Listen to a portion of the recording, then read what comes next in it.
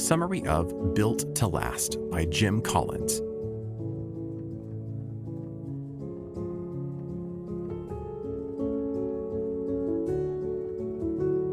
Introduction. Do you want your business to succeed? You're probably going to say yes, right? Because after all, who doesn't? Nobody starts a business and thinks, gosh, I hope this business is a colossal failure. But even if no one wants their business to fail, many people lack the necessary tools to build a business that will succeed. And the author doesn't just mean a business that makes a lot of money in a short amount of time. He's talking about a business that will stand the test of time and stay successful for years to come. Over the course of this summary, we'll learn how you can create a business that's built to last. Chapter 1. What's your bag? Before we dive into this book's very first chapter, let's start with an unexpected pop quiz. What do the self-help and business industries both have in common? For starters, both of these fields are founded on the beliefs that people can make change. Both entrepreneurs and self-help gurus believed that when people are given the right tools, they can change their lives and the world.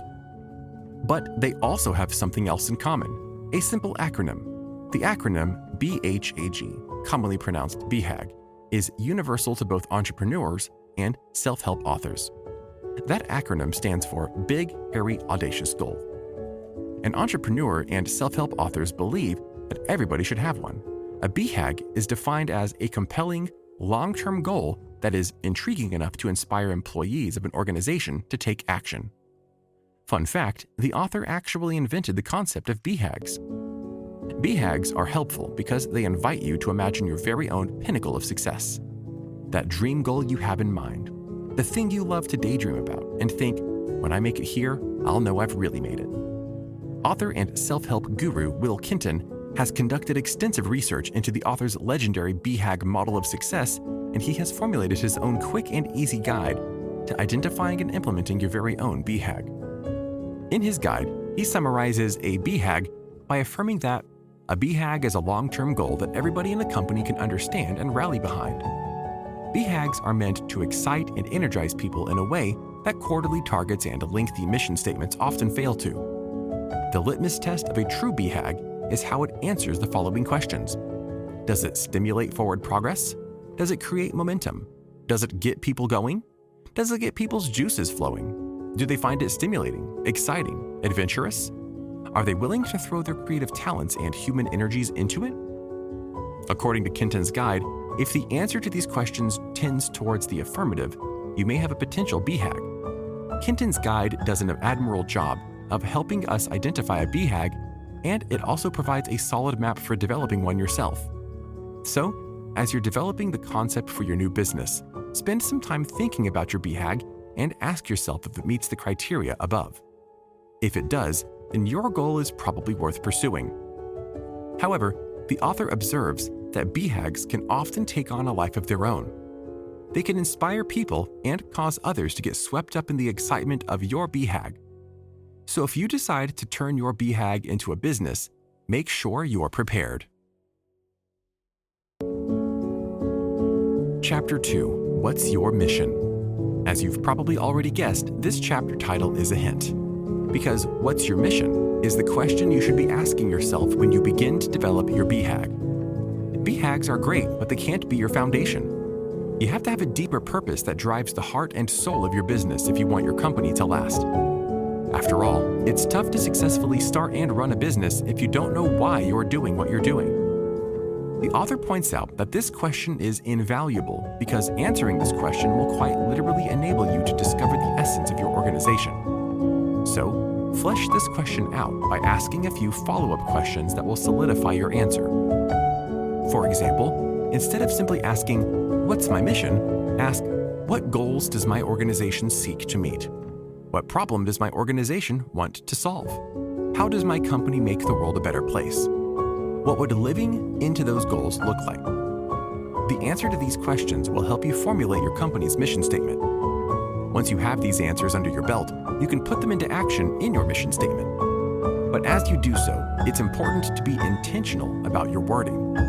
For example, let's say you're the founder of the UK's largest mental health charity. How would you describe your mission statement? You might say something like, "Our purpose is to support and treat mental health." But that wouldn't really be an accurate reflection of your goals, because in practice, you're actually helping people who are struggling with mental illness. Treating mental health isn't really a thing, because if your mind is healthy, there's nothing to treat. Of course, in reality, mental health is something that everybody has to maintain, and it's important to maintain a healthy state of mind. But if your goal is primarily to treat people who are suffering with mental health disorders, it's important to be specific about your wording. So you could say that your purpose is to support and treat those who are struggling with mental illness. Or, alternatively, you might say that your organization promotes and encourages the development of mental health. This might sound obvious or a bit simplistic, but when you intentionally strive for clarity in your word choices, you can make a big difference in your organization's focus. To put this example into perspective, let's imagine how it would play out in real life. If your organization claims that its perspective is to treat mental health, then you're likely to devote the bulk of your time and resources to surface solutions that treat the minor stresses which impact our mental health. For example, you might provide people with encouraging words, positive statements, or suggestions to try a relaxing face mask or a bath bomb. But if your aim is to treat mental illness, then you're starting from a baseline that assumes people are truly suffering. And rather than offering them solutions that are designed to give healthy people a boost, you'll be providing them with treatment aimed at those who are ill. So the key takeaway from this chapter is to be clear with yourself and with those who are responsible for upholding your organization's values. After all, it's pretty tough to enforce a mission statement if you're not totally sure what it is. That's why identifying your mission statement should always be your first step in starting any business. But this step should also provide you with a foundation that will stay strong, even when your organization needs to change. This is an important step to be aware of, and one that far too many people forget. Because once you've founded your organization and curated its perfect mission statement, it's easy to think that your job is done. Your organization is built on solid values, so there's nothing to change, right? Wrong.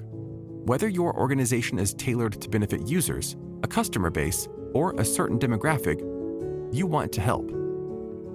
Being sensitive to their needs is vital, and over time, those needs can change. So if you want to stay relevant and helpful, it's likely that you'll need to update your organization's goals and practices at some point down the line. But what does that look like? Can you update your mission statement without compromising your core values? The author believes that you absolutely can. To understand how that works in practice, let's take a look at a good example. The University of Cambridge holds a proud place as the definitive gold standard of education. This is reflected in their university motto, Hinc lucem et pocula sacra, which means, "From this place we gain enlightenment." This motto has been in place since 1573, but it's pretty safe to say that the university's aims and practices have been updated a little since then. So in practice, this means that Cambridge may not employ the same methods it used in 1573, but their mission statement, to spread education and enlightenment, has remained the same. From their example, we can see that even if you update your practices to change with the times, a good mission statement can help you stay grounded. You may have to change a few things here and there, but your mission statement should always be the standard by which you measure your organization's accomplishments. Put simply, change is good. Change helps you to avoid stagnation and keeps it fresh. So don't be afraid to switch it up sometimes. Just remember to make decisions that are in line with your core values. Because if you do that, your choices will continue to be good ones, even if they get a facelift. Chapter 3. Plan for the results you want and take concrete action to achieve those results. What results do you want to see?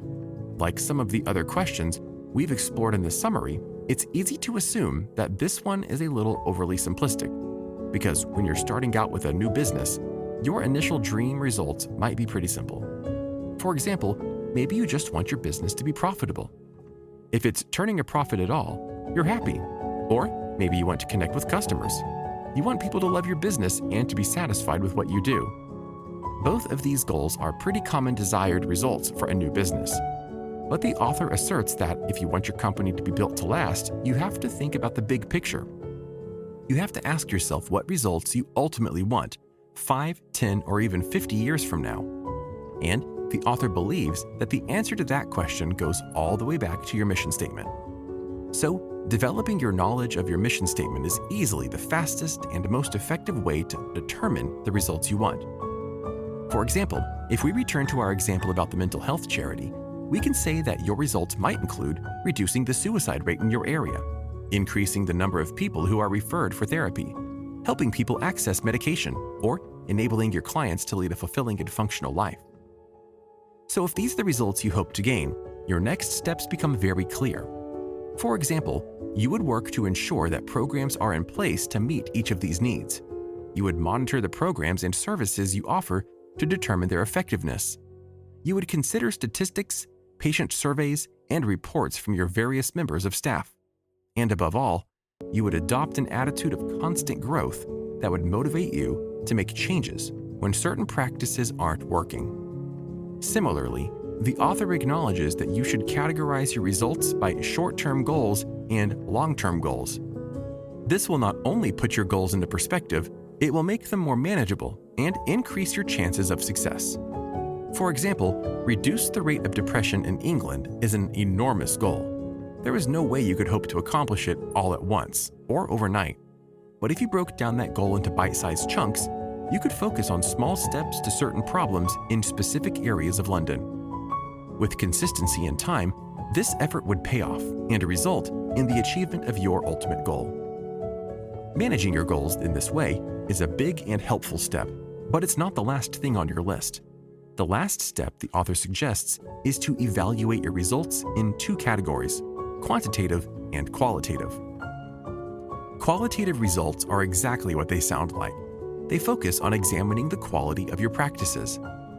An example of qualitative results would be receiving positive feedback from a patient who told you that your services had helped her battle of depression and improved her quality of life. This would provide you with genuine and personal evidence of your work's effectiveness. Quantitative results, by contrast, are those which can be measured by statistics. They might be more boring than working with people, but they're just as valuable. That's because quantitative results can show you exactly how many people you're reaching, how much you've earned, and how effective your efforts are as measured by percentages and statistics. So, be sure to use both standards to analyze your results. Final summary. Everybody wants their business to succeed, but we often fail to plan far enough ahead for the future. As a result, many new businesses fail while they're relatively young, even if they were built on great ideas that could have stood the test of time. That's why the author believes that we need a new business model. We need to reframe our business plan with the aim of creating a company that's built to last. And if you follow these strategies, the author believes that you can reap your company's rewards for years and years to come. So what makes a business last? The author observes that this success is due to a crucial mix of authenticity and innovation. Put simply, businesses that last are successful because they remain true to their mission statement while making necessary updates that empower their business to change with the times. Successful businesses also think critically about the results they want to see and the concrete steps they take to achieve those results. When implemented simultaneously, this combination of strategies will help your business achieve lasting success.